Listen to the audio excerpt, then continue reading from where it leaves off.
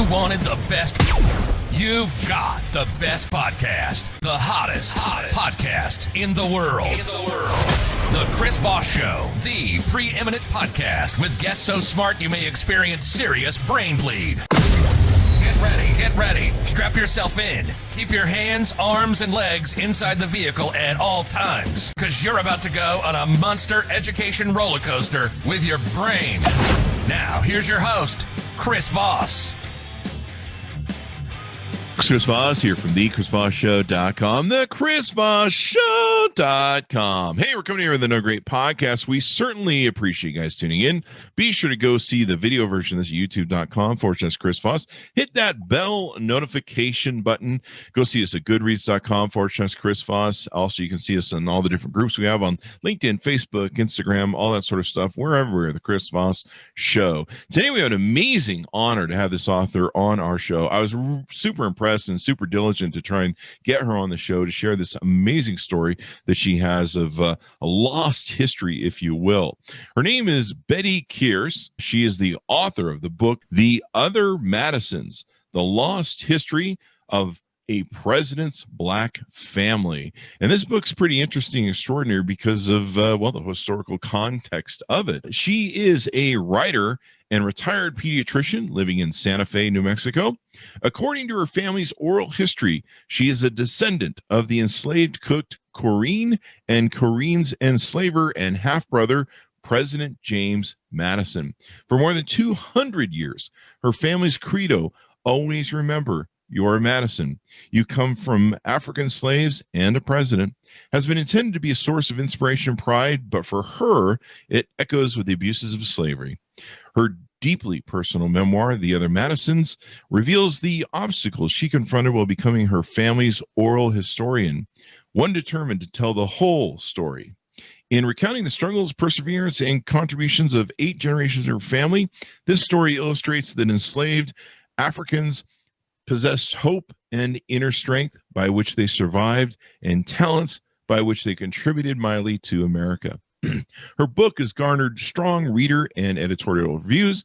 It earned an International Afro-American Historical and Genealogical Society Book Award for Nonfiction and Outstanding Book Award from the National Association of Black Journalists. The Other Madison was listed by the Smithsonian Magazine as one of the top 10 history books of 2020, best history books, I should say, and by Kirkus as one of the best nonfiction books of 2020. She joins us right now. Welcome to the show, Bettye. How art thou? I am great, Chris, and thank you for having me on your exciting show. And thank you for coming. It's an honor to have you. I've been watching a lot of different videos and different things and interviews you've been doing on this, so we are honored to have you. Can you give us your plugs, your .coms, websites where people can find out more about you and order up the book? My website, the easiest way to find my website is theothermadisons.com. It's also under BettyKearse.com, but it's a bit tricky to spell. But go to theothermadisons.com. There you go. You should be able to find it easy. You can order it up on Amazon or wherever your local books are sold. Wow, that sounded like an ad there, didn't it? It does. But I'm glad you said something about wherever your local bookstore, wherever your local books are sold, or whatever you said. I've sold it like 20 times. That's the first time I've ever banged it. I've ever hit it. That's because I always try to encourage people to go to their local bookstores, the independent bookstores, because they're really struggling, especially right now, during the pandemic. And for generations, they have really served our communities well in a number of ways. I want those bookstores to keep going. Definitely. And plus, eventually you guys are going to be able to tour once this coronavirus is over and do the whole book tour thing with these bookstores again. And hopefully you guys will come back and see us too as well. So hopefully all the authors that have been on the show last year won't forget about us. So what motivated you to write this book? This is an extraordinary thing that you've taken and written. What was the motivation or the basis behind this book? I've known the story about President Madison having a child, one of his enslaved people. But it wasn't until 1990 that my mother turned over to me an old cardboard box that was filled with family memorabilia. And when she did, that meant it was my turn to take over the role as the family historian. So I had heard these stories since I was about 5 years old. But it wasn't until 1990, and I won't say how old I was then, but that's when it became my job to make sure that the stories were preserved and the archives in this box, these treasures in this box, came under my care. And when I asked my mother why now, she answered in her slight Texan drawl, I wanted to give you plenty of time to write the book. And when she said that, what she meant is that she was concerned that unless these stories were written down, there was a risk that as what our ancestors experienced during slavery and what her grandfather, her father, and she herself had experienced during Jim Crow became part of the distant past, that our family would become comfortable with our lives and forget our family stories. So I wrote a book of family stories, but that's not the end of the story of the book. Just the beginning, I imagine. Some of the beginning is like hundreds of years ago, but your story that's starting to put the book together. Let me ask you this, because this is interesting to me.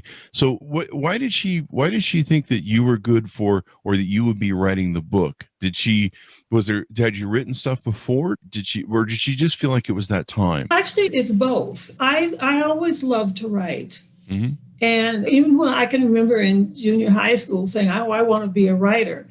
But I don't have any writers in my family. I come from a family of doctors. So I became a doctor. There you go. It wasn't that my family was discouraging me from being a writer. It's just that they were doctors, and that's how they knew best to support and direct me. Very interesting. Very interesting. So give us an arcing overview, just like a big general sort of big picture of the book and the story of it. The book actually starts with, the family story actually starts with my family's first African ancestor in America and our first oral historian. And I'm going to throw in a term right now, which is griot. It's spelled Griote. And that's a French term for an ancient West African tradition of oral history. And the term griot are the female oral historians, and the term griot, which is spelled Griot, are the male oral historians. This ancestor was as I was saying, she was our first African ancestor in America and our first griot. So she was captured off the coast of Ghana and somehow survived the horrendous Middle Passage and ultimately was purchased by James Madison Sr. In Virginia. And the family story goes that she ended up working on a remote small cotton field in a huge tobacco plantation. And because she could pick cotton so fast, she attracted the attention of James Madison Sr. That's the way the story goes. I can't imagine that how she picked cotton actually was his motivation for ending up forcing himself on her and having a child. But at any rate, they had a child, my great-grandmother, Corinne, who became a cook on the Madison plantation, which is called Montpelier in Virginia.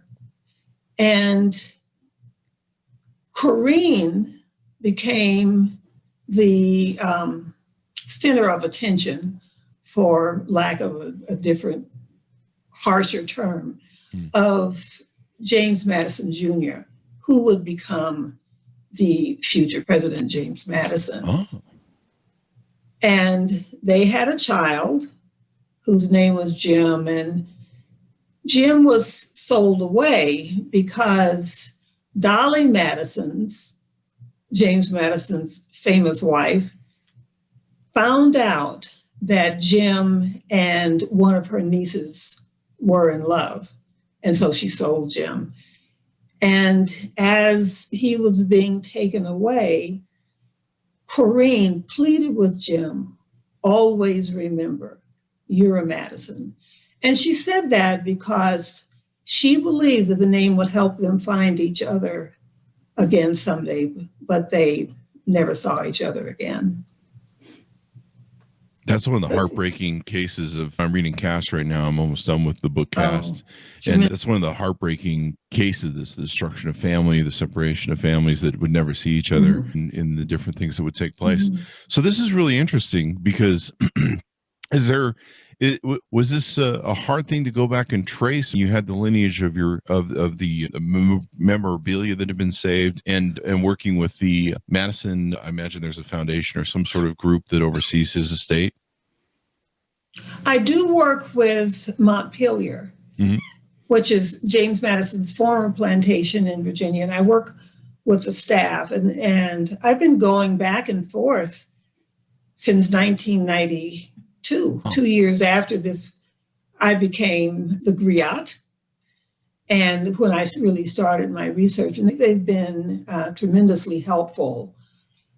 And I've been looking for evidence of Jim, and I have not been able to find him yet, although I have some really good clues that have come up within the last 6 months or so.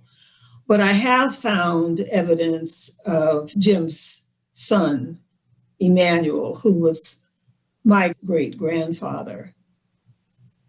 And of course, I have evidence of the generations after that. So now you're a descendant from Corinne, so they haven't found the other separation when he was sold off and stuff. And so as you go through the book, it took you about 30 years to write this, didn't it? It did. That's a long time to write a book. It's a very long time. And I keep saying to myself, this doesn't make sense, 30 years. But I couldn't stop. And it really felt like it was my life's purpose. And it turns out it was, in fact, my life's purpose. But it took a long time because I had this tremendously rich material to work with. So I had the family stories and I had the box of family memorabilia. So the task for me was to figure out how best to write this story. And so I first wrote it the way my mother intended me to write it, which was sort of a straightforward family history. But the story is much more than just my family's story. So I had a writing mentor at the time, and he thought, if you turn it into a work of fiction, your family can become fictionalized characters that can then speak for other families and their ancestors. I wrote a whole book of fiction. So this is my second whole book.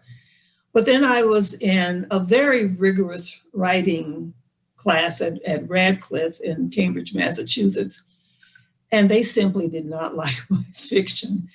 They said it was flat, the characters stayed on the page, it didn't evoke any emotions. But I had written a prologue that was about how my mother heard the stories and how I came to the stories, which was like a mini memoir. So they said, write the whole book like that. And I, kicking and screaming, I wrote a third book, which is the memoir. And that seems to be the best way to tell the story because I can give a historical perspective, but I can also put myself in it and give my own take on those stories and the history. I think it's really interesting because I'd always heard about tribes having this oral historian because there was a time where humans didn't have the ability to write or put stuff on a computer or stuff like that. And so there would, I guess there would be in different tribes, there would be the person that would be the historian, and they would be the person, like you mentioned, the griot, and they would keep track, or the griot, they would keep track of all the things that were there. And then eventually I suppose they'd have to sit down with somebody and be like, you're going to be the guy who's the next historian, take that over.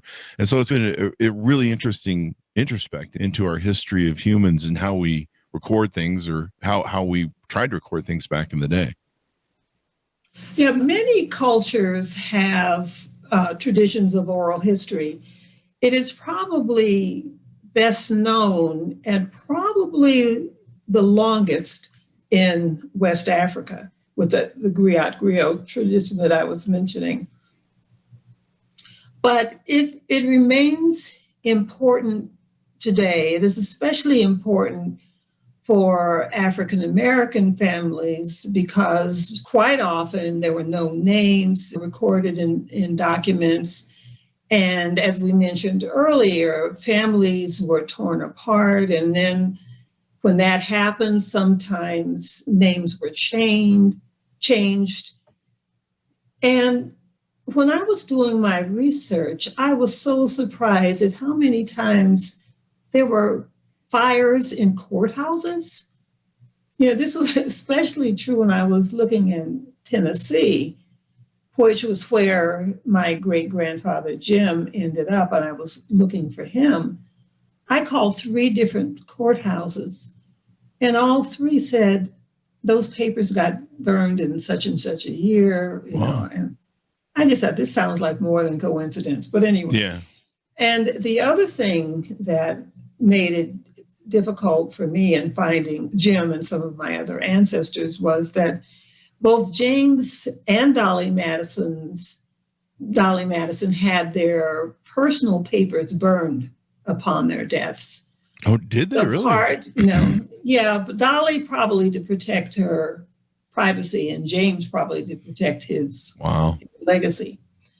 But nonetheless, oral history is, I think, important in all families. That's how you get to know who your ancestors really were, you know, what kind of people they were, and what their dreams and beliefs and values and goals were, and how those influenced who you are, what your dreams and goals and values are.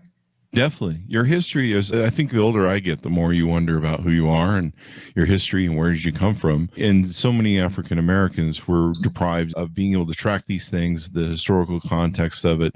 And do you have any hope that maybe some of these DNA sort of services can maybe find that lost, was it Jim? The lost? Yes. Yeah. Yes. Yeah. Yeah. I have a little bit of hope. That DNA stuff's pretty amazing, the stuff that they do. Yeah, that would be amazing, because you'd probably find a whole branch of people that, you know, descendants and relatives, basically. But this is quite extraordinary. What do you hope most readers take away from this book when they take and read it? I hope that all African Americans, but especially our young people, will embrace their slave ancestry, because enslaved people were remarkable individuals. They possessed inner strength and a sense of hope. Otherwise, you know, they would not have survived enslavement. They would have lost track of their humanity, but they never lost track of their humanity. And they also had remarkable talents by which they made tremendous contributions to this country, they and their descendants. And it's important to realize that when enslaved people died, those qualities did not die with them. Those qualities were passed down to their descendants, including those of us alive today. So, as I was saying, I hope young people will embrace their slave ancestry and grab on and nurture their own inner strength and sense of hope and their own sense of humanity and their own talents, so that they will believe in themselves, even in the face of racism, and make contributions to their communities and to our country. I'm a big believer that until we wipe out racism, until we come to resolution, come to sort of reconciliation with our past and our history of the past 450 years in this country, we're just never going to be complete. We're going to keep having these broken moments. But today, as we mentioned in the pre-show, George Floyd's trial is opening today. We've had a lot of extraordinary and painful discussions about those experiences of the last year and stuff. And in talking about that, there was one thing you had where you believe the 1787 Constitution contribute to the murder of George Floyd. I'm curious what you think about that. Yes. Now, what is interesting, what do you call it? A bit of trivia, but very interesting. George Floyd was murdered on May 25th, 2020. And the 1787 convention started on May 25th, 1787. The exact day is just incredibly ironic. But the convention, I believed, or I should say the Constitution that came out of the convention led the groundwork for what happened to George Floyd. So for starters, there's this famous 3/5 compromise in which 3/5 of the enslaved population was counted in terms of taxation and representation. Not the whole population, 3/5. So it was like 3/5 of a person mattered to this country. And so that minimalizes the very important role that enslaved people, vital role that enslaved people played in this country from the very beginning. So minimalizes. And then the other part of that same clause refers to enslaved people as other persons. Mm-hmm. So other marginalizes them. So it counted as 3/5 minimalizing, calling them other person marginalized. Then there are 3 clauses that empowered the militia or law enforcement. So one empowered Congress to set up a national militia, and one empowered states. And what they were doing with the entire white population was terrified of slave revolts. And nearly every colony had slave revolts, and people were killed. And so I think the fear was certainly understandable. But Congress, or the 1787 convention, made sure that insurrections would be suppressed by state and federal militia.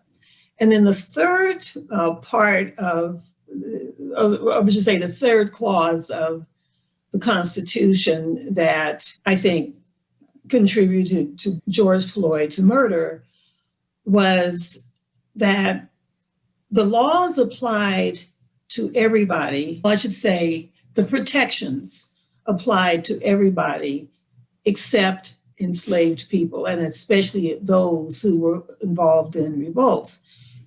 So there was no writ of habeas corpus, no need for proof.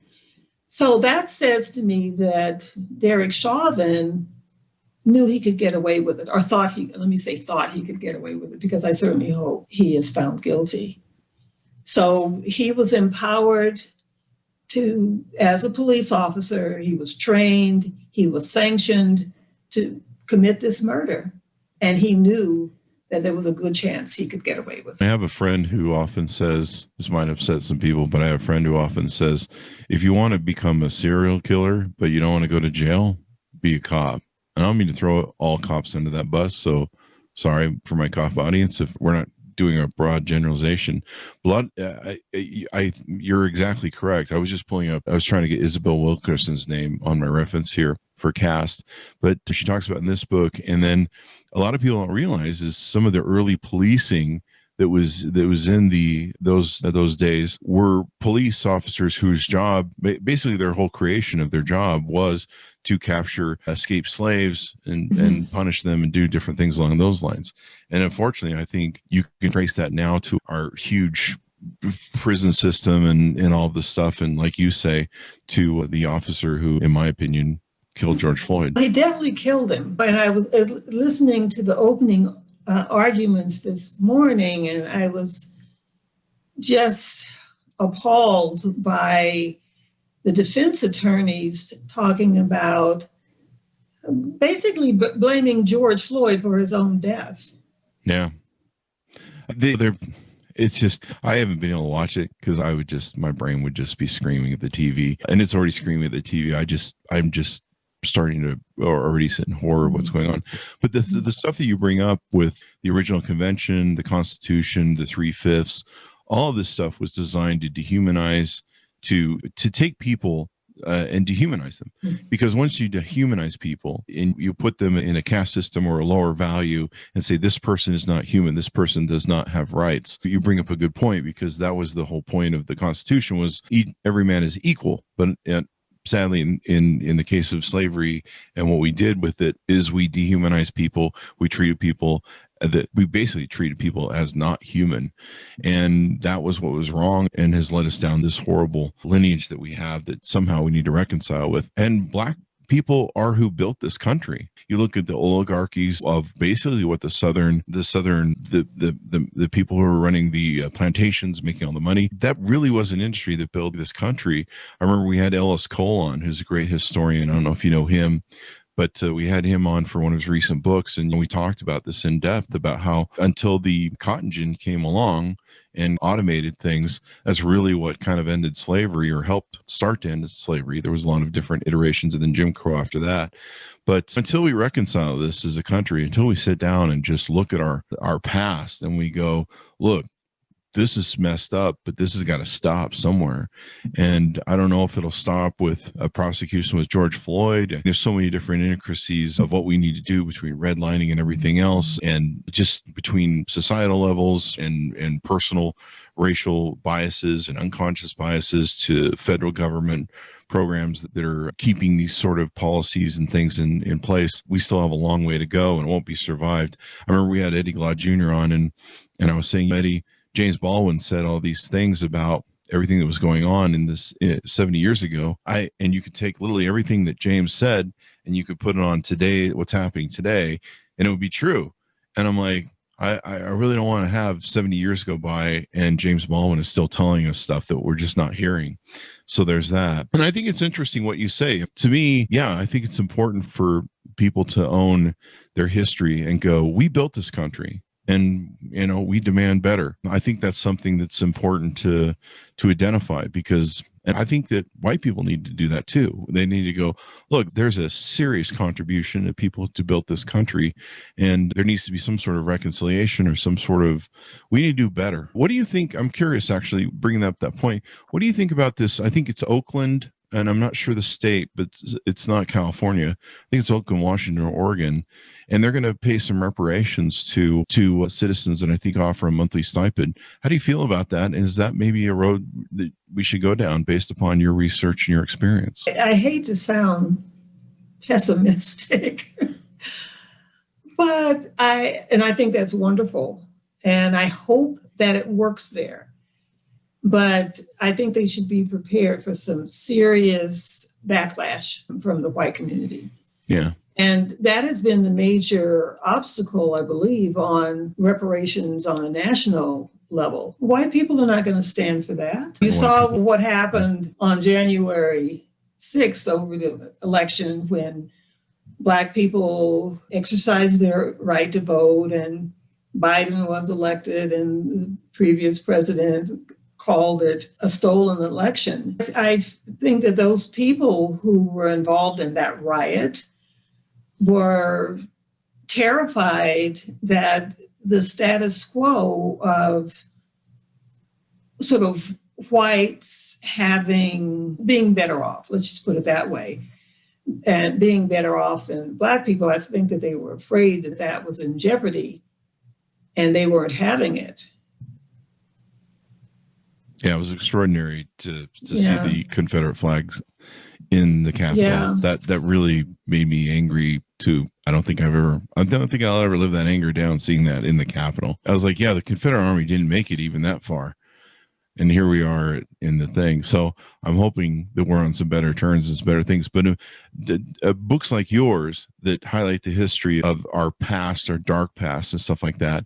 I know that there's some stuff in the book that was hard for you because you tell us of the different places that you went to and journeys you went on to learn more about this book. And then if you want to talk about some of the context of some of the painful things you saw or witnessed to, or you just got a feel for. I did a lot of traveling, because I felt that I really wanted to understand this slavery thing. It has really never made any sense to me.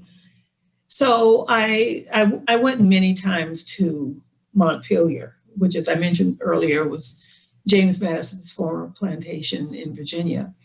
But I went to Lagos, Portugal, because that was where the transatlantic slave trade began.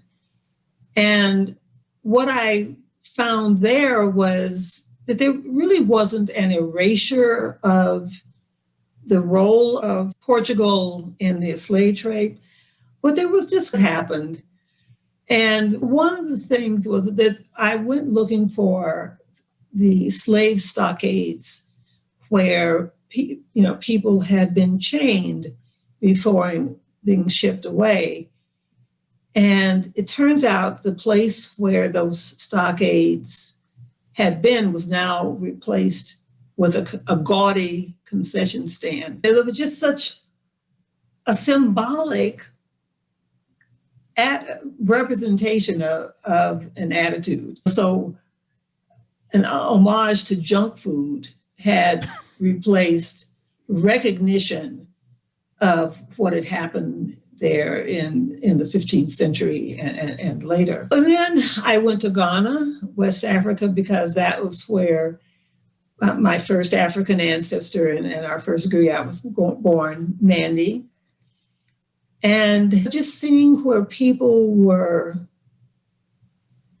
shackled, beaten, herded cattle just was very painful. And I even began to identify as a captured person as I stood where my enslaved ancestor had probably stood herself. So the place was still intact at that location? Elmina, there used to be, probably scores of what's called slave castles along the west coast of Africa. Wow. Only a few of them exist now. But I actually went to 3. One was Elmina, in Elmina, Ghana. And then I went to Cape Coast, which is another slave castle in Ghana. And I went to one in Gorée Island, which is in Senegal. And those are still standing. They're pretty much preserved. And I'm glad that they're still there because their existence enables African Americans like myself to go back to the motherland and really see where their ancestors had been. But that's painful too, because our ancestors were imprisoned there and abused there. I went many places. I went to Baltimore, where there's a replica of a slave ship, and that's, even though it's a replica, I still got a sense of what it was like to be in the Middle Passage. Yeah, the slave ships they're not cool, not fun, just horror ships. And many people didn't survive the transit because they didn't really take care of people. No, they didn't take care of people. In fact, when the people who died, they were often thrown overboard. Jeez. And just written off as wastage. In fact, sometimes they weren't even dead, but they were very sick. They would just throw them off, and then their insurance, the shipping company's insurance, would cover that wastage. So they weren't valued as people. They were insured, so they were going to get their money back if they died. So they didn't try that hard to keep them alive. And then when she landed, where did she land at? Well, she ended up in Fredericksburg, and that's where she was purchased, and ended up being on the plantation. And then Montpelier. And Montpelier. That's where the story goes from there. So extraordinary. There was another story that I heard you say in one of your interviews about there was a plantation owner. I missed the name during the interview, and he had a trapdoor and different things. Do you want to tell that story? Oh, that wasn't a plantation owner. Oh. Okay, so that was the governor of Elmina, a Dutch governor of Elmina. He was a white person in charge of running that slave castle in Ghana. And what he did was, because there were very few European prostitutes in Africa, he would have his soldiers gather up a group of 20 or 30 prospects, women captives, and had them brought into the courtyard of Elmina, just below his living quarters. And so he would stand on the balcony and point to the one that he wanted to rape. And then the guards would dunk her into a cistern of water until she was clean enough for this governor to touch.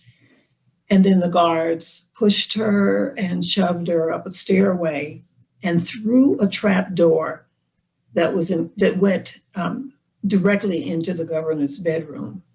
And then she was raped there. Wow. Just the inhumanity is just extraordinary. It's just so painful, but it's something we need to address. We need to look at. We need to understand more about what we did, mainly so that we learn from that and we go, there is a history. Unfortunately, when I was raised, and I was talking about this earlier today with someone, a lot of our history is what you can call quote unquote whitewashed. It's, there was slavery. Yeah, it was a bad thing. And welcome to America. We're here again. And that's not really the full story. If you go to the Lynchings Museum in Alabama, Cass has been a really hard book for me to read. I read a little bit at a time. There's lots of sometimes crying or just painful stories that are just so awful that you read about and you just go, my God, what monsters we were. And so it's important to address. It's important to look at. In fact, hopefully some of these books will become historical things that people need to read about and stuff. So as you go through your family's history, you guys are passing down this knowledge, saving photographs, whatever you guys can. What were some of the really interesting things that you found when you opened up that cardboard box and started digging through it? Before I answer the fun part, let me just briefly address something you just said. You used the term lynching as if it was in the past. I think George Floyd's murder was a lynching that just happened last year. But to answer the fun part, which is what was in the box, just all sorts of wonderful things.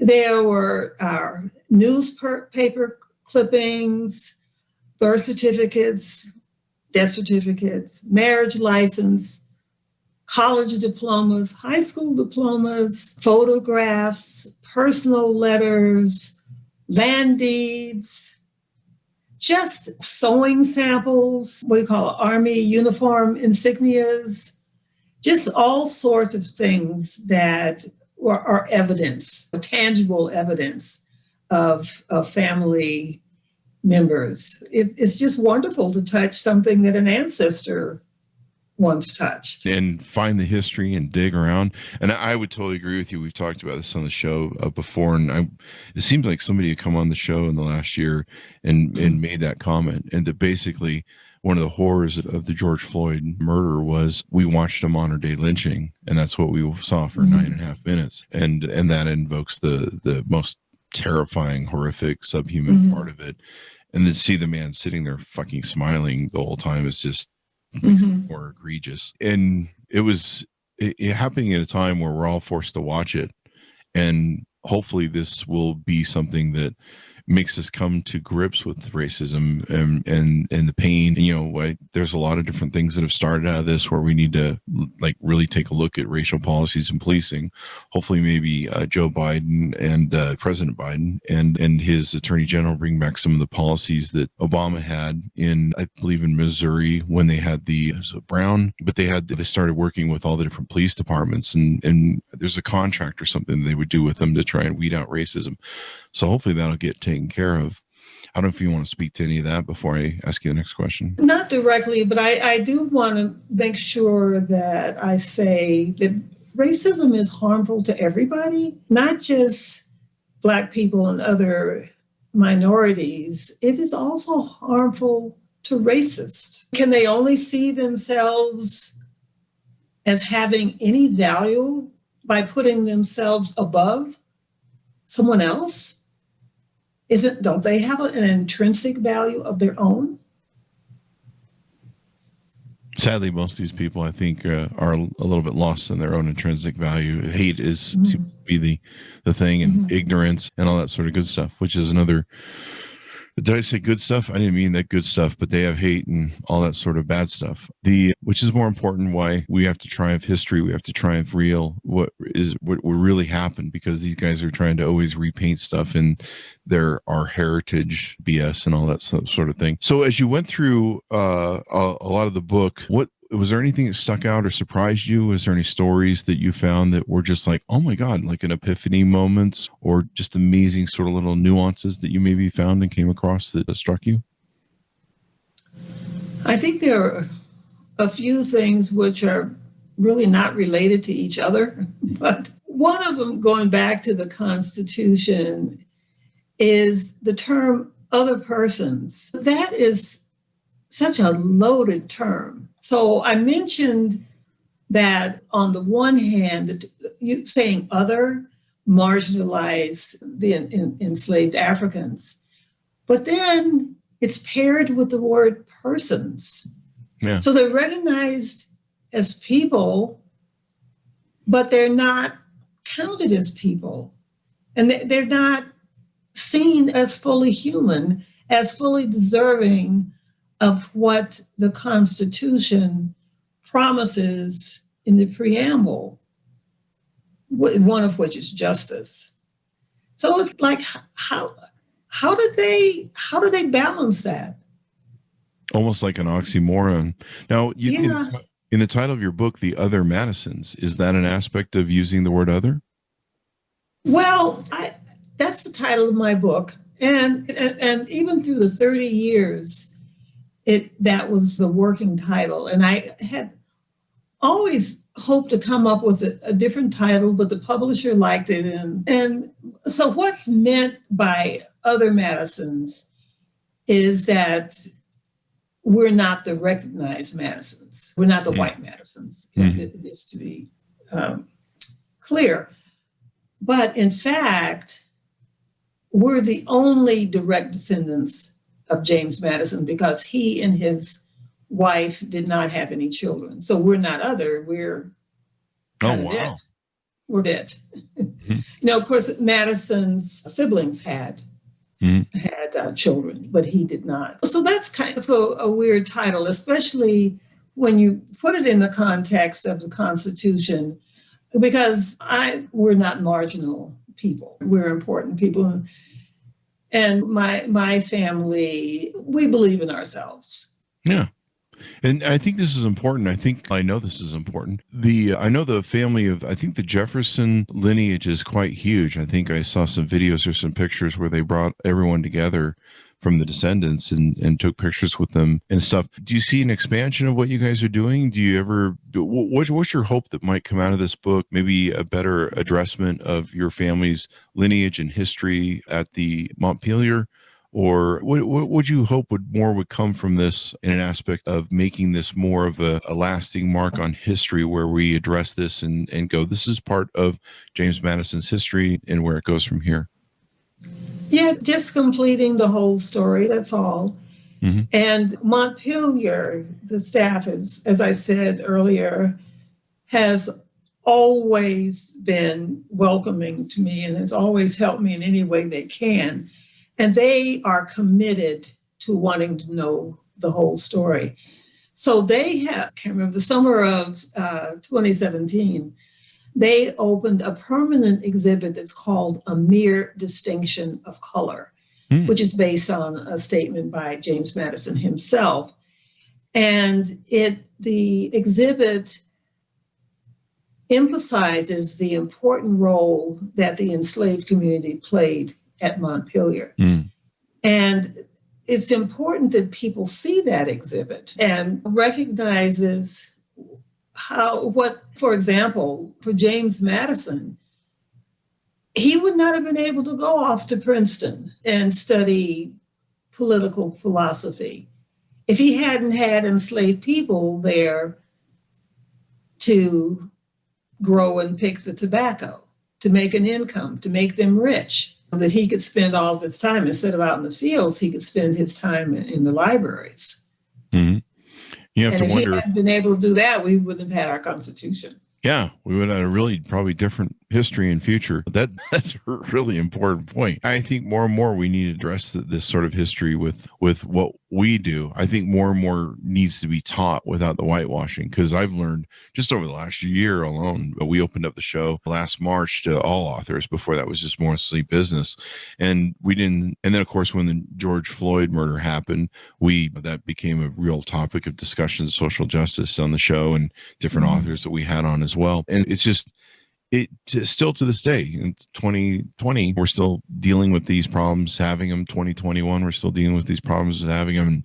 And somehow as a nation, we need to learn as a humanity that rising tide lifts all boats, that we need to lift everyone up instead of operating off this scarcity of the other, and down to the other person is bad and I'm good. And these caste systems that Isabel Wilkerson described in her systems, and then eradicating the whole intricacies of different areas of prejudice, whether from federal systems or from college entrance things, and different ways that are unfortunately put into place, even what we see now with the filibuster in the Congress. And I learned a lot this year understanding about Jim Crow and how some of these statues were built and why they were built. And you start learning about all the different things, and you're just like, holy geez. It's just, there's so much of it needs to be fixed and woven and repaired, and some sort of reconciliation given. Is there anything as we go out you want to touch on in the book that maybe we haven't talked about that's important to you? I would just like to mention, I've already said that enslaved people were remarkable individuals, but I would like to focus on the women for just a second. We're at the end of Women's History Month, but I just want to, how were these women so strong that they were able to be raped, have a child, and then have that child sold away, and then continue with their lives? I'm sure that many of them were devastated. They had the inner strength to keep living. And help build this country, and then of course try and track as much history as they possibly could, and pass it down and arrive at this point today so that their history can be told, and so that we can pay some respect to that. So I think it's quite an extraordinary story. So Bettye, thank you for sharing this with us today and being with us. It's a real honor to have you. And I encourage everyone to go buy the book and check it out. Bettye, where's the best place people can find you on the interwebs and find out more about you? Look at my website, theothermadisons.com.net.org. But look, The Other Madisons. And then to purchase the book, try to go to your local independent bookstore. And if you just can't, it is available on all online booksellers, Amazon, Barnes and Nobles, Powell's, whatever. There you go. And the paperback just came out. Oh.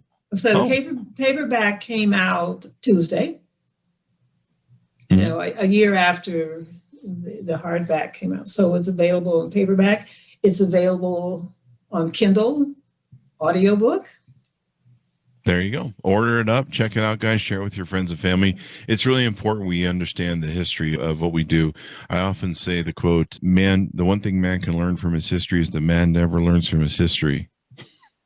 And that's why we just end up in this cyclical hellhole of where we're just, why is everything always broken? That's pretty sad. Yeah. So we need to learn, and we need to educate ourselves with folks like yours who are historians who are teaching us more.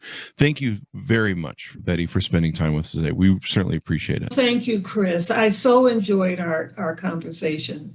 As did I. Thank you. And we'll look forward to seeing you again when you come out with book 2, the rest of the story, or maybe, hopefully there'll be an expansion of more of the lineage and discovery maybe that you have. I want to write a young adult book so that young people can read it for themselves. There you go. We'll have you on for that too. So there we go. Okay. I look forward to it. Thank you. Thank you very much, Bettye. Thanks a mountains for tuning in. To watch the video version of this, go to youtube.com/Chris Voss. Hit that bell notification button. Go to goodreads.com/Chris Voss. And all the groups we have on Facebook, Instagram, Twitter, LinkedIn, all that good stuff.